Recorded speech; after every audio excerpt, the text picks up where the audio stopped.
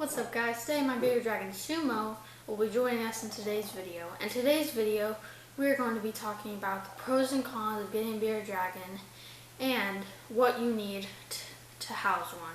But without further ado, let's get right on into it.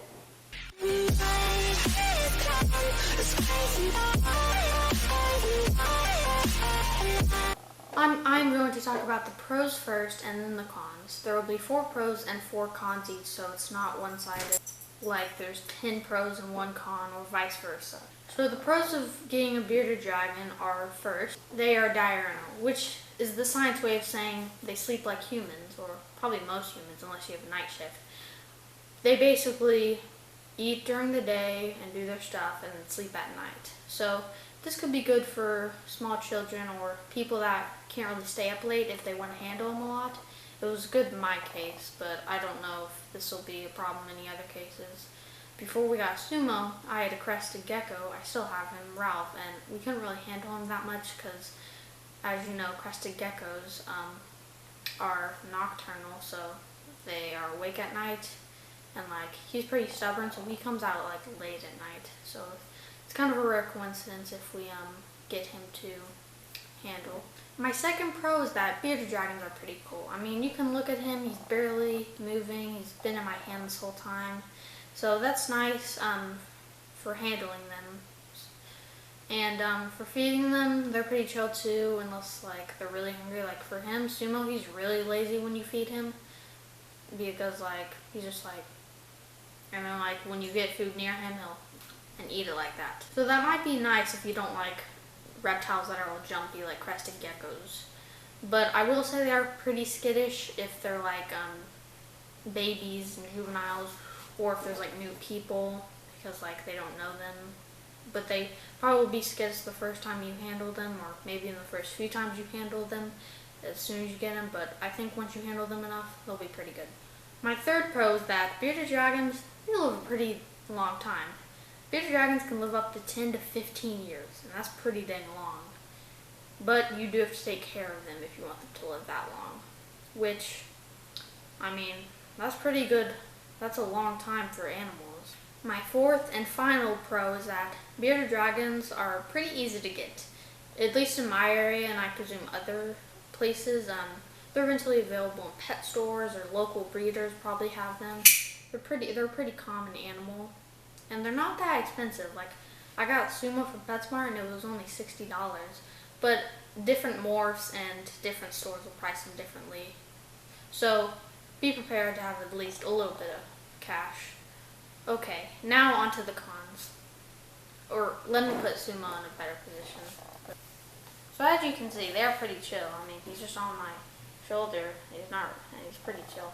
I'll be like this for the rest of the video until it moves. So my first con is that these guys aren't that cheap.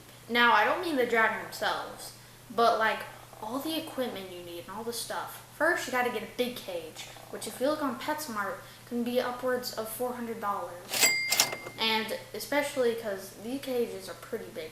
You have to get a 50-gallon pretty much for a suitable place to live. I mean, I guess when they're a baby, you really only need a 10-gallon. But still. But I guess you get a 10-gallon, but you might as well just get 50, because when they get older, you're going to have to upgrade eventually.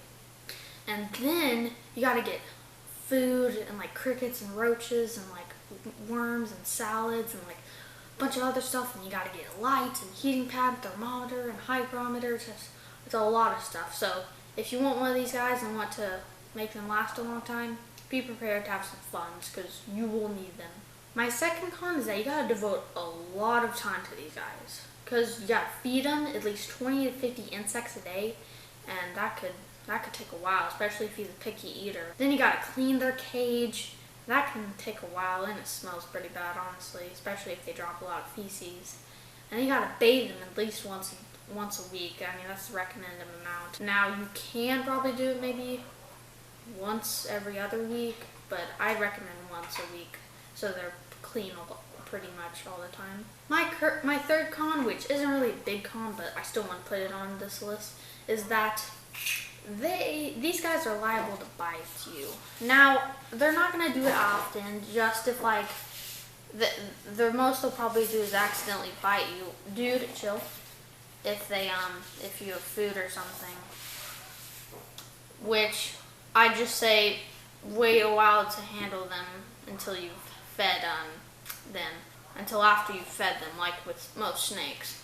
But I haven't been bitten. I have known some bearded dragons that have bitten people, so, and if they might give you salmonella, or they might carry salmonella, so not a big con, but they don't do it that often, but just prepared, like, just so you know, they can bite you. My fourth and final con, which is another small one, but your room's gonna be pretty hot wherever you keep their cage in. Just saying, like, cause you gotta put heating pads and lights. Oh, you're just not being compatible with me. Heating pads, lights, just a thermostat. It's gonna be pretty hot, cause like these guys are from the desert, pretty much. That's their climate. So I mean, it makes sense for them to be hot because that's their climate. But just be prepared for it to be really hot. Okay, so you mulled over the pros and cons and you decided, I'm gonna get a bearded dragon. Well, here's what you need to know before you get one. First, you need a tank. Now, I personally think that you should get like a 50-gallon at first, because eventually you're gonna have to upgrade when they get bigger. So it's smarter to just get a big one right off the bat. I'd say 40 to 50 gallons is probably the best one, depending on your price range. Next, you need lights, which I have 2 double lights, which are his daylights, and they go on the right side, which is his hot side. And for some reptiles, especially bearded dragons, they need a hot side and I guess not a cold side, but like a less hot than the hot side, where you put their water. And the water is how they get humidity. They don't really drink the water, but like they still like need it, or they still can drink it, but it spikes the humidity up. So don't put too much water, just put a little bit, because they might actually want it. And then you should get a heating pad, which is what I have, to like just make it a little bit hotter for them, because since they used to live in the desert, it'd be nice if you got them a heating pad to make it just a little extra hotter. Next, you should talk about getting them some food. Now, there are a variety of food options you can do. What I did was that when he was a baby, I only fed him small crickets and some mealworms, and then gave him some salad. But when he got to this size, and like when he gets older, I've been mainly feeding him some dubia roaches or dubia roaches. I can't remember how you pronounce it. I think it's dubia. Some medium or large crickets if you want to, salad, and super worms, which this guy loves. He's fat. So, and you might need some calcium, but I'd only recommend putting those on your crickets. And it's not mandatory. You don't really need it. Just the extra like stuff to spice it up. Some other things you should probably get is a thermometer and a hygrometer. The thermometer measures the temperature, and the hygrometer measures the humidity, which humidity should be between 20 and 40%. And you should put both of these kind of like at the, I'd say, ground level or a little bit higher, because some people put it like the way top, and it doesn't really track it accurately, so I'd put it at like ground level.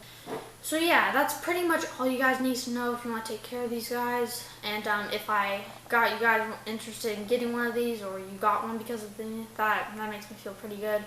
But yeah, hope you enjoyed the video, and I'll see you in the next time. Say bye, Sumo. Bye!